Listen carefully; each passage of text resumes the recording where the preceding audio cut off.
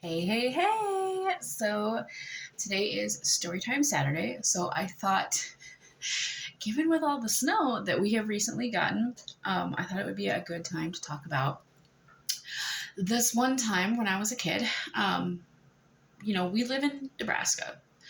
Um, we get really hot weather, we get really cold weather. It's not very humid, it's not like Florida, it's not like the South. Um, it can be kind of temperate, it can be kind of nice, but we we do get all kinds of weather out here, right?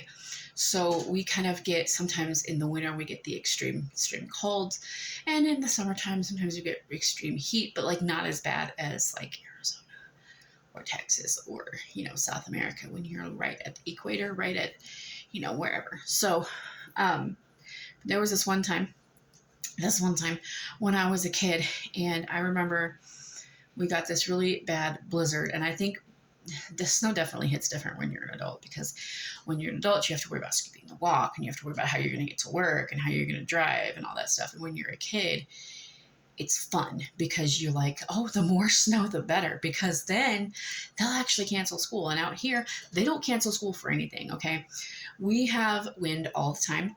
Okay, a 60-mile-an-hour gust, that is nothing.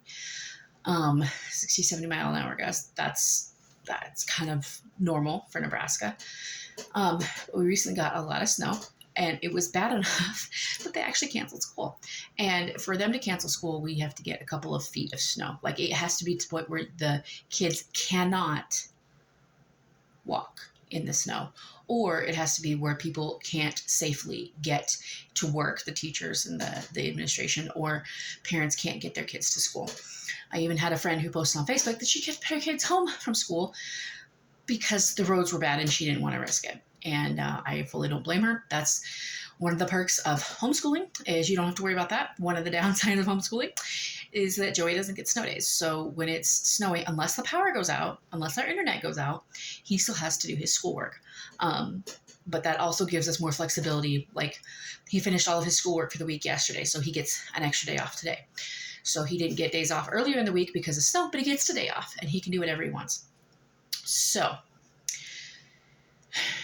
like I said, it's very rare that they cancel school. I mean, it has to get really bad. And when I was a kid, we didn't have cell phones that had like notifications or alerts that would pop up, right? You had to get up and you had to watch the TV and wait for your school to scroll across, or you didn't have like websites you can go on and check either, or you had to listen to the radio and wait for them to announce your school closure. So we would wake up, my parents too, if they knew the weather was going to be bad, they would be listening to the radio too. And I just remember we had a couple of days off from school. It got so bad. It blizzarded. It snowed a lot. And of course, a blizzard, you have snow and you have wind. You have whiteout conditions usually.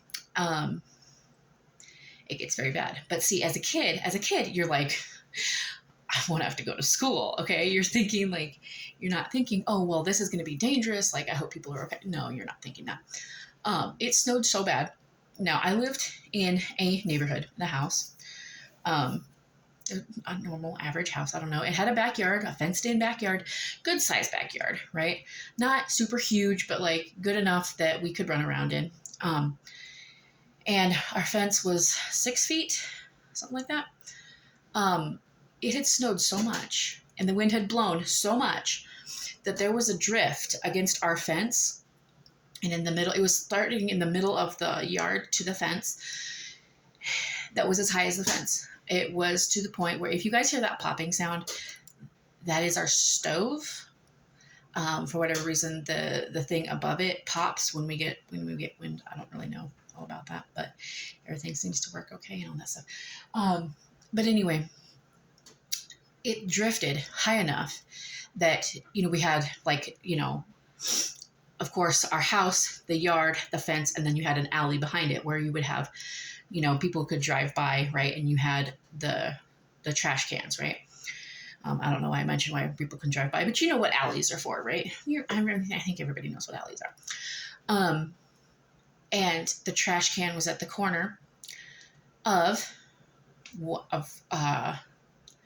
one side of our yard, and the drift was so high that you could walk out onto the drift and toss your trash over into the trash can without going through the fence gate fence, going through the fence. Please don't go through the fence. Use the gate and go out back and walking it all the way to the dumpster. And I remember it was, you know, I was thrilled with this. Okay, I was thrilled because I was a big girl when I was a kid. But, you know, the snow was so high, and my brother is 3 years younger than me. And I don't remember how old I was, maybe 10, 11, maybe. And we both went out back, and I was nervous because, like I said, I was a big girl. I've always been a large person, and I was afraid that we wanted to walk up on the snowdrift, but we were nervous it wasn't going to hold us. Well, we both walked up on top of this snowdrift and walked up as high as our fence and could look over our fence, and right down the street, you could see all the other neighbors' yards on down one side and down the other side. Okay. We stood on this snowdrift, and it was just, I remember this, it was so incredible. And that was probably the most fun I've ever had in snow. And then, of course, you know, playing out in the snow, and you go inside and you get your hot cocoa. But I just thought that was so funny because we got drifts out in front of our house. We have two vehicles. We have a van, we have a Chevy Tahoe, and our van was pretty much covered, which is fine because when it's colder out or the roads are bad, Jason takes the Tahoe because the Tahoe does better on the snow and the ice, and it has 4-wheel drive and all that stuff. So I know that he's okay. And he doesn't have far to go to work anyway. But, you know, when there's ice on the roads, when there's a lot of snow, 4-wheel drive, obviously. If you don't live in a place with snow, if you go to a place that, if you live in Florida and you move to Alaska, you might want to think about getting a 4-wheel drive vehicle. Because they just do better in the snow, and you don't have to worry about slipping on ice as much. And it's just a lot safer. But we stood on top of this drift, and my parents took a picture of us, and we were just like waving. And I just remember, and this was back in the day when they had full-on snowsuits too. And I know that they still have those, but they don't really have those. You know what I mean? You ever watch The Christmas Story and you watch how that little kid gets bundled up? That's what I'm talking about, okay? That's what we had to do just to go outside, okay? We had to put on like 3 layers of clothes, plus our snowsuit, plus, you know, like 2 pairs of socks, your boots. You had to do all this stuff, plus gloves, and all of this stuff to go outside because it was cold. I don't doubt that it's, you know, I'm not saying it's less cold now. I'm just saying, like, I don't know. It just seems like we don't put our kids through that anymore.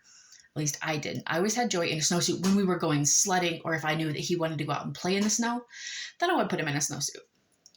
But yeah, I just thought that was pretty funny. And given that this storm is kind of moving across the United States, so please be safe if you're in the path of this storm. I know there were several tornadoes that broke out in the south, apparently as a result of this storm, which a snow-nado, like, I don't think that they got snow. I think they just got a tornado, but storms react differently in different parts of the country. It's very fascinating, but please be safe. I hope you enjoyed my little story about that. I thought that was really funny. If you know, like a 6-foot-tall fence and there was a snowdrift, it had blown and snowed so much that you could walk on top of this drift and you could see over the fence. You were like as high as the fence, and you could see for a long ways around. So like this video. If you like this video, subscribe if you haven't already. Ring that bell icon to get notified whenever I upload a new video, because you never know what kind of content is going to pop up over here on this channel. I thank you so much for watching. I love you all so much, and I will see you in the next one. Bye!